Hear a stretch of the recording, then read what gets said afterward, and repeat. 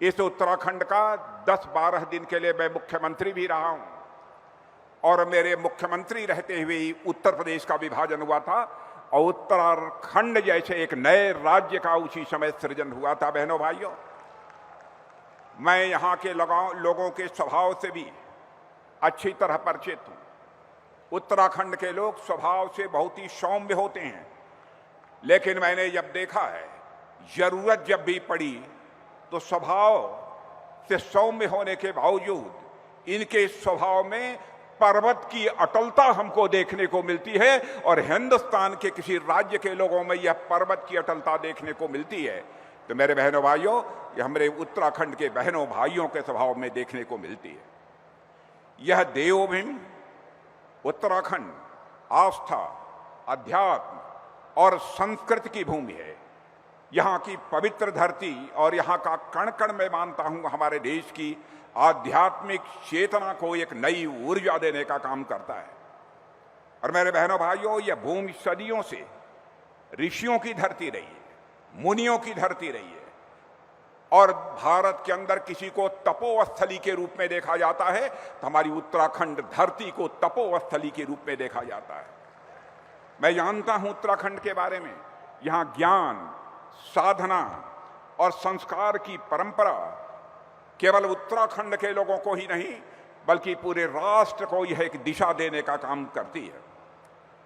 और आज यह जो सभा आयोजित की गई है, उत्तराखंड के कर्मठ मुख्यमंत्री श्री पुष्कर सिंह जी धामी के 4 वर्ष का कार्यकाल पूरा करने के बाद यह सभा यहां पर आयोजित की गई है।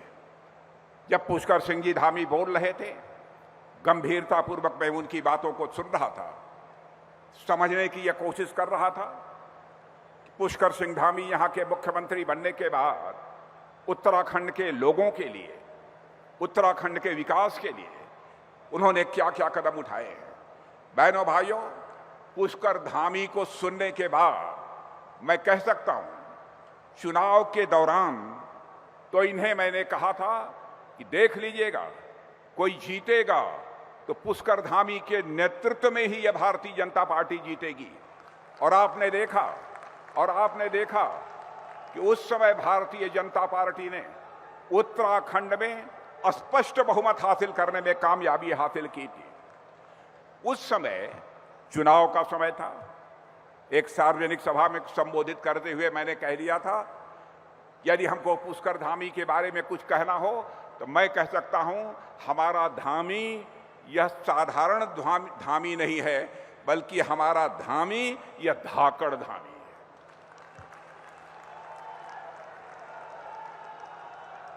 और बहनों भाइयों, जब यह पुष्कर जी भाषण दे रहे थे और उन्होंने अपने 4 वर्षों के कार्यकाल में क्या किया है, इसको मैं सुन रहा था तो मैं इस नतीजे पर पहुंचा कि अब यहां के मुख्यमंत्री पुष्कर धामी को केवल धाकड़ धामी नहीं कहा जाना चाहिए, बल्कि यहां के मुख्यमंत्री पुष्कर सिंह धामी को अब धुरंधर धामी कहा जाना चाहिए। धुआंधार इन्होंने काम किया है। मैं सचमुच यह कभी कल्पना भी नहीं कर सकता था कि उत्तराखंड कि कोई सरकार इतनी तेजी के साथ छोटे से राज्य उत्तराखंड में काम कर पाएगी। लेकिन मैंने देखा कि कई मामलों में उत्तराखंड ने पूरे भारत में अव्वल स्थान प्राप्त किया है, नंबर 1 का स्थान प्राप्त किया है। मेरे भाइयों, मैं तो कहना चाहूंगा, पुष्कर धामी के नेतृत्व की सरकार जो 4 वर्ष जिसने पूरा किया है, एक बार हाथ उठाकर तालियां बजाकर उसका अभिनंदन किया जाना चाहिए इस सरकार का। मेरे बहनों भाइयों, आज मैं आपका ध्यान आकर्षित करना चाहूंगा,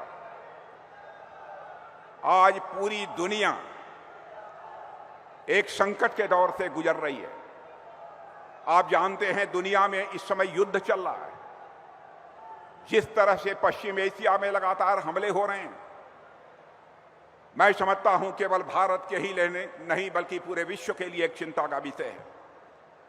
लेकिन भारत ने साफ तौर पर अपने पक्ष को रखते हुए कहा था, और आज भी कहा है हमारे प्रधानमंत्री मोदी जी ने, विश्व की इस समय की जो सबसे गंभीर समस्या है, जिस तरह से विश्व में युद्ध चल रहा है उसका समाधान निकालना है तो वह युद्ध के माध्यम से उसका समाधान नहीं निकलेगा। उसका समाधान निकलेगा तो डायलॉग और डिप्लोमेसी से ही निकलेगा, बातचीत और कूटनीति के जरिए ही निकलेगा। और बातचीत और कूटनीति के जरिए ही विश्व की समस्या का समाधान निकाला जाना चाहिए मेरे बहनों भाइयों। और मैं आप सबसे भी चाहूंगा, आप हमारी बात से सहमत हों कि विश्व में जो इस समय युद्ध चल रहे हैं, जो पश्चिम एशिया में लगातार आक्रमण हो रहे हैं, इनका समाधान यदि बातचीत और कूटनीति यानी डिप्लोमेसी और डायलॉग के द्वारा निकाला जाना चाहिए, इससे आप सहमत हैं तो मैं चाहूंगा एक बार हाथ उठाकर तालियां बजाइए तो मैं मान लूं कि उत्तराखंड की जनता भी इस बात से पूरी तरह सहमत है। भारत का जहां तक प्रश्न है बहनों भाइयों, हमारे प्रधानमंत्री मोदी जी ने जिस करिश्माई तरीके से भारत का मस्तक दुनिया में ऊंचा किया है, उसकी जितनी भी सराहना की जाए वह कम है। पहले अंतर्राष्ट्रीय मंचों पर भारत कुछ बोलता था तो भारत की बातों को जिस गंभीरतापूर्वक लिया जाना चाहिए नहीं लिया जाता था, लेकिन आज हमारा और आपका भारत यदि अंतर्राष्ट्रीय मंचों पर कुछ बोलता है, सारी दुनिया कान खोलकर सुनती है कि भारत बोल क्या रहा है। मेरे बहनों भाइयों, आज यह भारत की हैसियत सारी दुनिया में बनी है। यह हम सबके लिए एक गौरव का विषय है और मैं चाहता हूं कि एक बार आप सभी लोग हाथ उठाकर प्रधानमंत्री मोदी जी को यह कहें इस संकट की घड़ी में। और मैं संकट की घड़ी क्यों कह रहा हूं, जब दुनिया में युद्ध चल रहा है तो हो सकता है यहां ऊर्जा का संकट पैदा हो, यहां खाद का संकट पैदा हो जाए। दुनिया का कोई देश बिना प्रभावित हुए नहीं रह सकता बहनों भाइयों। इस संकट की घड़ी में हो सकता है उस संकट से भारत भी प्रभावित हो, लेकिन आज तक हमारे प्रधानमंत्री जी ने अपनी योग्यता, अपनी क्षमता, अपनी सूझबूझ के आधार पर भारत को उस संकट में अभी तक नहीं फंसने दिया है। लेकिन भविष्य में क्या होगा कुछ कहा नहीं जा सकता। इसलिए आज उत्तराखंड की धरती से मैं या आप सबसे अपील करना चाहता हूं, मोदी जी के द्वारा वैश्विक स्तर पर पैदा हुए संकट को दूर करने के लिए जो भी उनके द्वारा कोशिश की जा रही है, मैं समझता हूं कि उत्तराखंड वासियों के द्वारा भी उसका समर्थन किया जाना चाहिए। मेरे बहनों भाइयों, यदि आप सहमत हैं तो दोनों हाथ उठाकर एक बार अपना समर्थन दीजिए, यह मैं आप सबसे अपील करना चाहता हूं। मेरे बहनों भाइयों, हमारे उत्तराखंड में मुख्यमंत्री पुष्कर सिंह जी धामी सरकार के दूसरे कार्यकाल के 4 वर्ष पूरे होने के बाद इतनी बड़ी सार्वजनिक सभा आयोजित हुई है। और मैं कहना चाहता हूं कि मेरे बहनों भाइयों, यह 4 वर्षों का कार्यकाल यह कोई साधारण कार्यकाल नहीं रहा है। वैसे सच्चाई तो यह है कि मुख्यमंत्री पुष्कर सिंह धामी लगातार 5 वर्षों से इस उत्तर प्रदेश के मुख्यमंत्री हैं और पिछले 9 वर्षों से यहां पर भाजपा की सरकार रही है। और उत्तराखंड के राजनीतिक इतिहास का इसे मैं एक साधारण अध्याय नहीं मानता हूं, बल्कि उत्तराखंड के राजनीतिक इतिहास का इसे मैं महत्वपूर्ण अध्याय मानता हूं। जब मैं यहां का मुख्यमंत्री था, उत्तर प्रदेश का विभाजन हुआ था, उत्तराखंड राज्य बना था, तो उस समय पहले मुख्यमंत्री स्वर्गीय नित्यानंद जी स्वामी बने थे। उसके बाद हमारे खंडूरी जी मुख्यमंत्री बने, श्रीमान भगत सिंह जी कोश्यारी बने, त्रिवेंद्र सिंह जी रावत बने, रमेश पोखरियाल निशंक जी बने, तीरथ सिंह जी रावत भी थोड़े समय के लिए मुख्यमंत्री बने। और मैं देखता हूं कि उत्तराखंड में यह हमारे संभवतः पुष्कर सिंह धामी 6ठे मुख्यमंत्री हैं। अब जब पुष्कर सिंह धामी उत्तराखंड के 6ठे मुख्यमंत्री बने हैं तो मैं कह सकता हूं कि 4 वर्ष में इन्होंने चौका मारा है, लेकिन 6 वर्ष पूरे होने के बाद उत्तराखंड की राजनीति में छक्का मारने में भी हमारे पुष्कर धामी कामयाब होंगे, ऐसा मेरा पक्का विश्वास है। मेरे बहनों भाइयों, आज का यह कार्यक्रम कई मामलों में बहुत ही ऐतिहासिक है। बहनों भाइयों, जब आदरणीय अटल बिहारी वाजपेयी जी भारत के प्रधानमंत्री थे तो वर्ष 2020 में इस उत्तराखंड राज्य का गठन हुआ था और उस समय उनकी मंत्रिमंडल में सरफेस ट्रांसपोर्ट मिनिस्टर के रूप में मुझे भी काम करने का अवसर प्राप्त हुआ था। और पिछले वर्ष ही उत्तराखंड राज्य ने अपनी स्थापना के 25 वर्ष पूरे किए हैं और अब वो 26 वर्ष पूरे हो रहे हैं। और एक बार जिन विभूतियों ने, जिन महानुभावों ने उत्तराखंड को राज्य बनाने के लिए सतत संघर्ष किया है, आंदोलन किया है, अपना बलिदान दिया है, उनकी स्मृति को मैं शीश झुकाकर मैं नमन करता हूं मेरे बहनों भाइयों। इतना ही नहीं, मुख्यमंत्री पुष्कर सिंह धामी ने 4 वर्ष पूरे किए हैं और 4 वर्ष बहुत ही सफलतापूर्वक पूरे किए हैं और वह दूसरा कार्यकाल है। साथ में भारतीय जनता पार्टी की सरकार के 9 वर्ष पूरे हुए हैं और इन 9 वर्षों में उत्तराखंड राज्य ने जितनी तेजी के साथ विकास किया है, मैं कह सकता हूं मैं भी एक राज्य का उत्तर प्रदेश का मुख्यमंत्री रह चुका हूं। बहनों भाइयों, यह किसी को कल्पना नहीं थी कि उत्तराखंड एक छोटा सा राज्य अलग बन जाने के बाद स्वाभाविक है संसाधनों का अभाव होगा, धन का अभाव होगा और वह उत्तराखंड राज्य इतनी तेजी के साथ प्रगति कर पाएगा, इसकी कल्पना भी नहीं थी। लेकिन जब मैं यहां देखता हूं, चाहे वह बुनियादी ढांचों का विकास हो, चाहे वह पर्यटन को नई दिशा और नई गति देने का मामला हो, चाहे यहां के नौजवानों को रोजगार का अवसर मुहैया कराने का मामला हो या यहां पर महिलाओं के सशक्तिकरण का मामला हो, पुष्कर सिंह धामी ने करिश्माई काम यहां पर किया है मेरे बहनों भाइयों। और मैं कह सकता हूं हमारे प्रधानमंत्री से नरेंद्र मोदी जी के मार्गदर्शन में राज्य सरकार के समर्पित प्रयासों से उत्तराखंड आज अध्यात्म और आधुनिकता के सुंदर संगम के साथ देश के विकास में अपनी महत्वपूर्ण भूमिका का निर्वाह कर रहा है। बहनों भाइयों, आप जानते हैं, आप ही नहीं जानते, पूरा भारत जानता है, उत्तराखंड एक देवभूमि है, उत्तराखंड यह तपोभूमि है और देवभूमि और तपोभूमि होने के साथ साथ इस हिंदुस्तान में कोई भूमि वीर भूमि के रूप में जानी जाती है तो उत्तराखंड की भूमि ही वीर भूमि के रूप में जानी जाती है। यह जब भी देश की सीमाओं की सुरक्षा की बात आती है, हमारे उत्तराखंड के भाई बहन देश की सीमाओं की सुरक्षा करने में जहां बलिदान भी देने की आवश्यकता होती है उसमें वो पीछे नहीं रहते। हमारे प्रधानमंत्री के नेतृत्व में केंद्र सरकार ने पूर्व सैनिकों के लिए जो बहुत पुरानी मांग थी 1 रैंक 1 पेंशन, प्रधानमंत्री बनते ही चुटकी बजाकर उसे बहनों भाइयों पूरा किया है। लेकिन मैं यहां की सरकार, पुष्कर सिंह धामी जी की सरकार को मैं बधाई देना चाहता हूं। उन्होंने हमारे पूर्व सैनिकों की, हमारे शहीदों के परिजनों की जो चिंता की है उसके लिए मैं उत्तराखंड सरकार के प्रति आभार व्यक्त करना चाहता हूं।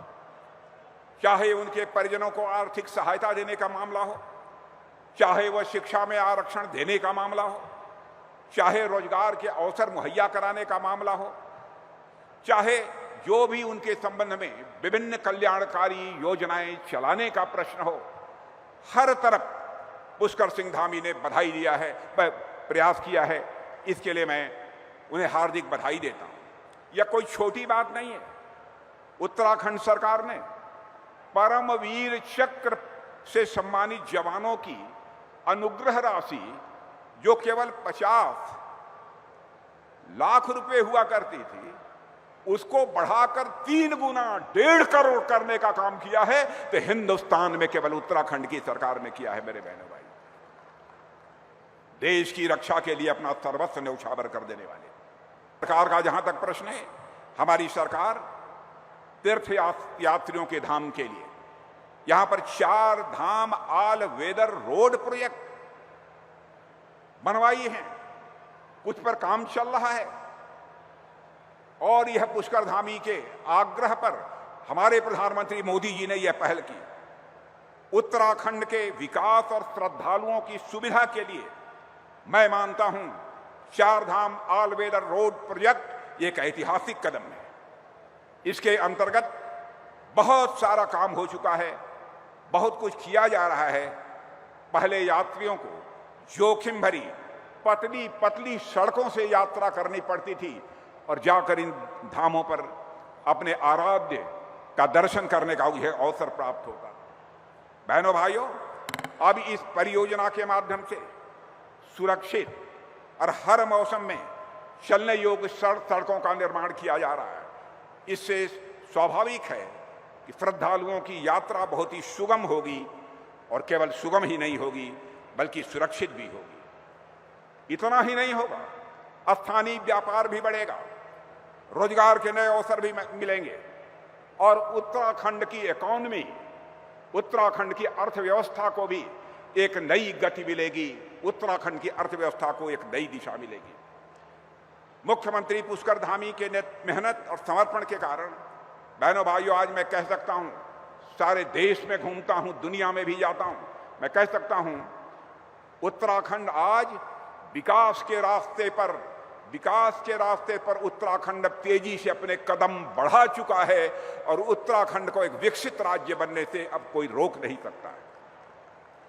आज उत्तराखंड में इंफ्रास्ट्रक्चर के क्षेत्र में जो बदलाव दिख रहा है वह अभूतपूर्व है। बहनों भाई, आज उत्तराखंड की कनेक्टिविटी बढ़ रही है।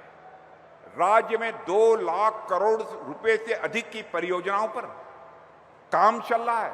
मुझे आश्चर्य हुआ, उत्तराखंड जैसे छोटे राज्य में 2 लाख करोड़, 150 करोड़ नहीं, 2 लाख करोड़ रुपए से अधिक की परियोजनाओं पर इस समय काम चल रहा है।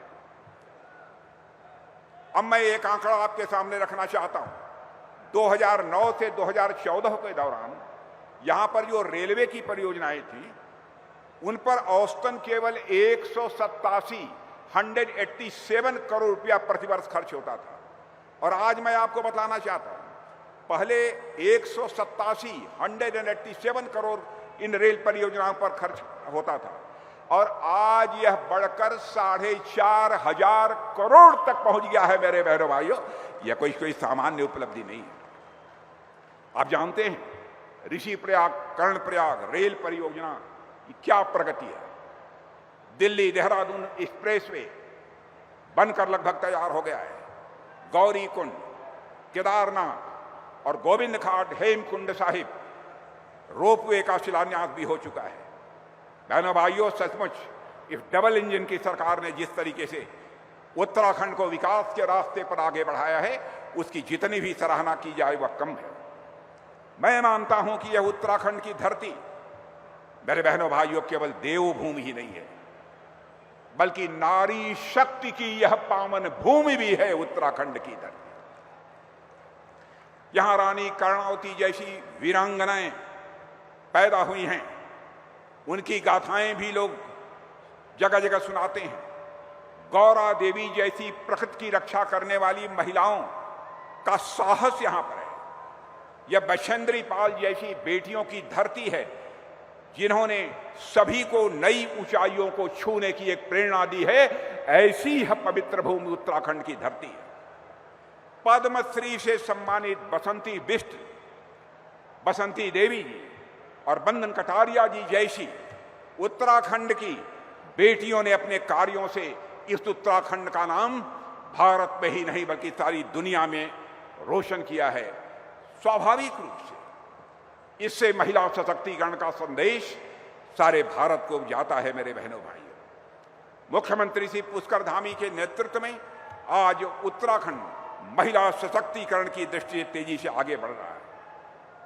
मुझे यह जानकर बेहद प्रसन्नता हुई कि सरकारी कामकाज में भी, सरकारी सेवाओं में भी लगातार यहां पर निरंतर महिलाओं की भागीदारी बढ़ रही है और यहां पर महिलाओं को 33% आरक्षण देने का काम भी यहां की सरकार ने किया है। मैं समझता हूं यह कोई सामान्य बात नहीं है। इसके लिए भी मुख्यमंत्री धामी जी बधाई के पात्र हैं। बहनों भाइयों, इस उत्तराखंड सरकार ने 19,500 करोड़ से अधिक का जेंडर बजट प्रस्तुत किया है। महिलाओं के लिए जो पिछले साल से लगभग 2,700 करोड़ रुपया अधिक है। कई ऐसी योजनाएं उन्होंने प्रारंभ की हैं। मैं सारी योजनाओं के विस्तार में नहीं जाना चाहता। एक सबसे बड़ा काम, जिस समय इस आजाद भारत में भारतीय जनसंघ के रूप में हम लोगों ने अपनी राजनीतिक यात्रा प्रारंभ की, हमारे नेता उस समय के पंडित श्यामा प्रसाद मुखर्जी भी कहा करते थे, पंडित दीनदयाल उपाध्याय जी भी कहा करते थे, जिस दिन हमको भारत की संसद में स्पष्ट बहुमत मिलेगा, बहनों, जिस दिन हमको सरकार हमारी बन जाएगी, हम यूनिफॉर्म सिविल कोड, समान नागरिक संहिता लागू करेंगे। लेकिन आप सब सौभाग्यशाली है बहनों भाइयों, यहां पुष्कर धामी के नेतृत्व की राज्य सरकार ने ऐसा करिश्मा किया कि समान नागरिक संहिता लागू करने के मामले में उत्तराखंड हिंदुस्तान का नंबर 1 राज्य बन गया है मेरे बहनों। मैं मानता हूं यह साहसिक कदम भी है और साथ ही सूझबूझ का भी कदम है। और मैं कहना चाहता हूं, भारतीय जनता पार्टी का प्रश्न है, बहनों भाइयों, राजनीति तो सारी राजनीतिक पार्टियां करती हैं, लेकिन हम राजनीति केवल सरकार बनाने के लिए नहीं करते हैं। हम राजनीति करते हैं तो देश बनाने के लिए राजनीति करते हैं, समाज बनाने के लिए राजनीति करते हैं। दूसरे राजनीतिक पार्टियों में और हमारी राजनीतिक पार्टी में सबसे बड़ा अंतर यही है। और बहनों भाइयों, चूंकि हमारी उत्तराखंड देवभूमि है, हमारी आस्था और संस्कृति का भी यह केंद्र है, इसे सुरक्षित रखना, इसकी पवित्रता को बनाए रखना, यह बहुत आवश्यक है। और मैं सभी उत्तराखंड वासियों से अपील करना चाहता हूं, उत्तराखंड को हमें सुरक्षित भी रखना है और इसकी पवित्रता को भी हमको बनाए रखना है। इसलिए मैं मुख्यमंत्री धामी जी को बधाई देना चाहता हूं। उनके नेतृत्व ने, हमारी सरकार ने स्पष्ट संदेश दे दिया है, अवैध घुसपैठ करने वालों के लिए उत्तराखंड में अब कोई जगह नहीं है मेरे बहनों।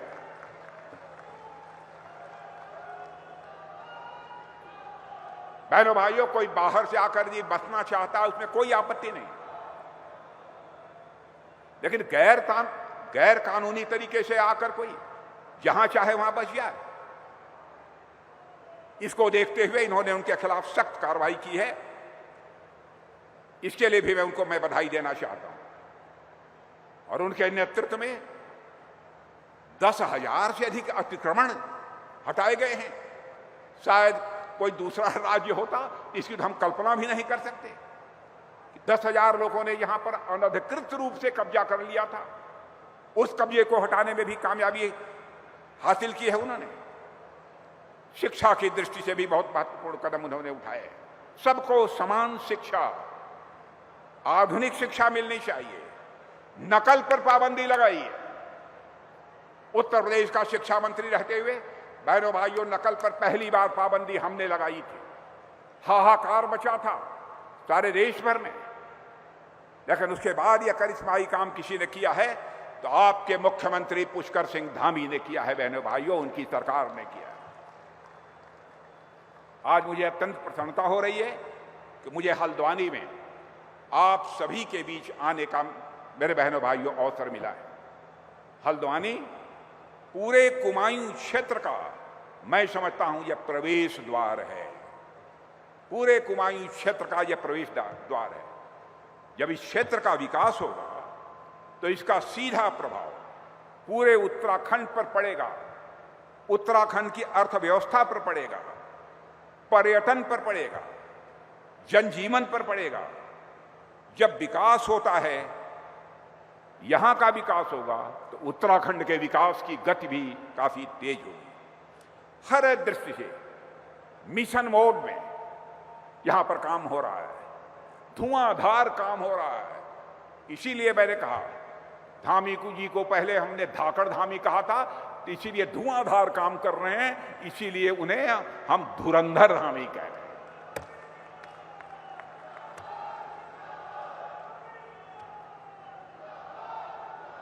मानसखंड कॉरिडोर योजना की शुरुआत की है। और इस योजना में क्या क्या है मैं बहुत विस्तार में जाकर बताने की जरूरत नहीं समझता हूं। कई ऐसी योजनाएं, एक लंबी फहरिस्त हमारे पास है। कि यमरानी बांध योजना लगभग 50 वर्षों से लंबित थी, वह भी हमारे प्रधानमंत्री मोदी जी और मुख्यमंत्री श्री पुष्कर सिंह जी धामी के नेतृत्व में इसे नई गति मिली है और लगभग 3,700 करोड़ रुपए की यह परियोजना हल्द्वानी और तराई क्षेत्र के कई जिलों के लिए बेहद जरूरी थी और वह काम हो रहा है। कई ऐसी प्रमुख योजनाएं बनी हैं। अभूतपूर्व प्रगति उत्तराखंड के विकास में पुष्कर सिंह जी धामी के रहते हुए हुई है। बहनों भाइयों, आज अब आपको आश्चर्य होगा, 2011-12 में राज्य की जीडीपी 2,54,000 करोड़ थी। 2021-22 में इस राज्य की जीडीपी 2,54,000 करोड़ थी। आज आपको जानकर खुशी होगी कि वह बढ़कर 3,82,000 करोड़ हो गई है। मेरे बहनों भाइयों, यह कोई साधारण उपलब्धि नहीं, ये साधारण उपलब्धि नहीं। कई काम, कितने कामों की मैं चर्चा करूं। छोटे उद्योगों का जाल बिछाने का जहां तक प्रश्न है, 2021-22 में जहां पर मिनिमम, स्मॉल, मीडियम उद्योगों का सवाल था, छोटे लघु मध्यम उद्योगों का सवाल था, पहले 2021-22 में इनकी संख्या केवल 60,000 थी। अब देखिए, उद्योग भी कितने जल्दी बढ़ते हैं यदि सरकार काम करने वाली हो तो। जो 60,000 संख्या थी छोटे उद्योगों की, आज वह बढ़कर लगभग 80,000 करोड़ तक पहुंच गई है। पहले 107 बड़े उद्योग थे, 4 वर्षों के अंदर ही वह संख्या बढ़कर रहने भाइयों 128 तक हो गई है। कई ऐसे महत्वपूर्ण कदम इस सरकार ने उठाए हैं, उनकी जितनी भी सराहना की जाए वह कम है। बुनियादी ढांचों के विकास की बात करें तो सड़कों की लंबाई पहले 1,000 किलोमीटर से अधिक बढ़ी है। 1,000 किलोमीटर से अधिक हमारी भाजपा की सरकार ने उत्तराखंड में बढ़ाया है। और हेलीपैड, हेलीपोर्ट, ये तो बहुत सारी योजनाएं इन्होंने प्रारंभ की है। वो बहुत विस्तार में जाकर इसकी चर्चा करने का कोई, मैं समझता हूं, आवश्यकता नहीं है। 2002 से 2007 के बीच 50 से अधिक स्कैम्स के मामले सामने आए। लेकिन बहनों भाइयों, तब उस समय कांग्रेस की सरकार थी, घोटाले होते थे, घोटालों पर पर्दे डाल दिए जाते थे। लेकिन आज मैं कह सकता हूं बहनों भाइयों, यदि कोई मां का लाल यदि घोटाला करने की जरूरत करेगा तो उसका घर बाहर नहीं होगा, बल्कि उसका स्थान उत्तराखंड की जेल में होगा। मेरे बहनों भाइयों, यह भी उत्तराखंड की सरकार इसके लिए पूरी तरह से प्रतिबद्ध है। 200 से अधिक भ्रष्टाचारियों को सलाखों के पीछे पहुंचाकर उत्तराखंड की सरकार ने यह स्पष्ट संदेश दे दिया है, कानून से ऊपर कोई नहीं है, चाहे वह कितना भी प्रभावशाली क्यों न हो। मैं उत्तराखंड सरकार के इस निर्णय की भूरि भूरि प्रशंसा करता हूं। और इस कानून के लागू होने के बाद पारदर्शिता आई है। और आपने देखा होगा, परीक्षा में पारदर्शिता के कारण अब परीक्षाएं ठीक तरीके से संपन्न हो रही हैं। यह भी बहुत बड़ा काम किया है। ऐसे देखा जाए, बहुत सारे काम हमारी सरकार ने किया है। योग ध्यान की दृष्टि से भी उत्तराखंड की सरकार ने काम किया है। वेलनेस टूरिज्म, लोगों का स्वास्थ्य ठीक रहे, लोग चंगे रहें, स्वस्थ रहें, इस दृष्टि से भी सरकार ने कई महत्वपूर्ण काम किए हैं। और आज हमारे प्रधानमंत्री मोदी जी ने प्रधानमंत्री बनते ही अंतर्राष्ट्रीय स्तर पर जो एक सम्मेलन हुआ था उसमें यूएन में जाकर बहनों भाइयों बोलकर, योग जो भारत की देन है, भारत के ऋषियों और मनीषियों की देन है, उसे सारे विश्व में मान्यता दिलाने का काम किया। यह भी हम सब भारतवासियों के लिए गौरव का विषय है। इतना ही नहीं, पहले जो हमारे सीमावर्ती गांव होते थे उनको कहा जाता था ये अंतिम गांव है, लास्ट विलेज है। लेकिन मोदी जी की सरकार बनने के बाद हम लोगों ने कहा सीमा के जो सबसे पास का गांव है वह लास्ट विलेज नहीं है, बल्कि हमारे लिए वह फर्स्ट विलेज है। और आज आपने देखा होगा सीमावर्ती गांवों का भी वाइब्रेंट विलेजेस प्रोग्राम के अंतर्गत कितनी तेजी के साथ विकास हो रहा है। बहनों भाइयों, पहाड़ की जवानी और पहाड़ का पानी, पहाड़ की जवानी और पहाड़ का पानी यदि काम आना चाहिए तो पहाड़ के काम आना चाहिए और इस देश के लिए काम आना चाहिए। 2022 के हुए विधानसभा चुनाव में यहां की जनता ने बहनों भाइयों इतिहास रच दिया है। उत्तराखंड में पहली बार किसी पार्टी को जनता ने लगातार दूसरी बार चुना है।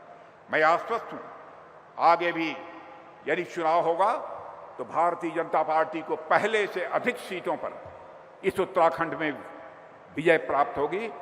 और अधिक क्या, मुझे तो लगता है आप लोगों का समर्थन देखते हुए कि उत्तराखंड में अगली बार 2/3 बहुमत से भारतीय जनता पार्टी की सरकार बनकर रहेगी। दुनिया की कोई ताकत उसे रोक नहीं पाएगी। अब हालत देखिए, यह कांग्रेस के लोग जब हारते हैं, कांग्रेस के लोग हारते हैं तो कहते क्या हैं, या उनको दिखाई देता है कि अगले चुनाव में हार जाएंगे। क्या कहते हैं? कहते हैं ईवीएम में गड़बड़ी की गई, ईवीएम में, इलेक्ट्रॉनिक वोटिंग मशीन में गड़बड़ किया गया। यह कहते हैं कि इलेक्शन कमीशन ने कई गड़बड़ियां की हैं। इलेक्शन कमीशन को ही दोष देने लगते हैं। अभी समय एफआईआर चल रही है, कई राज्यों में चुनाव होने वाले हैं। अब कहा जा रहा है वोट काटे जा रहे हैं। क्या आप नहीं चाहते जो अवैध मतदाता हैं, जो अवैध घुसपैठिए हैं, उनको वोट देने का अधिकार नहीं होना चाहिए? जिन्होंने गलत तरीके से अपना नाम डाल रखा है, दूसरे देश के रहने वाले लोग हैं, भारत में घुसपैठिए के रूप में आए हैं, उनका नाम मतदाता सूची में क्यों रहना चाहिए? इस सवाल का भी उनके पास कोई जवाब नहीं है मेरे बहनों भाई। लेकिन जब होता है तब सरकार के ऊपर उंगली उठाते रहते हैं और हमारी संवैधानिक संस्थाओं के ऊपर भी बराबर ये सवालिया निशान लगाने की कोशिश करते हैं। कभी सीएजी के ऊपर लगाते हैं, कभी इलेक्शन कमीशन के ऊपर लगाते हैं, कभी ईडी पर लगाते हैं। माने अपने को ठीक करो, आप प्रयत्न करो, आप ईमानदार बनने की कोशिश करो। दुनिया की कोई ताकत नहीं है जो आपको छू सके। अनावश्यक दूसरों के ऊपर आरोप लगाकर अपने आरोपों से लोगों का ध्यान भटकाना आप चाहते हो? बहनों भाइयों, यह नहीं चलेगा। इसलिए मैं कहना चाहता हूं कि अब आज यह आप लोगों की भीड़ देखने के बाद मेरे बहनों भाइयों, हल्द्वानी में मैं पहले भी आया हूं, लेकिन आज जैसी भीड़ मैंने हल्द्वानी में देखी है, इसके पहले मैंने कभी नहीं देखी है।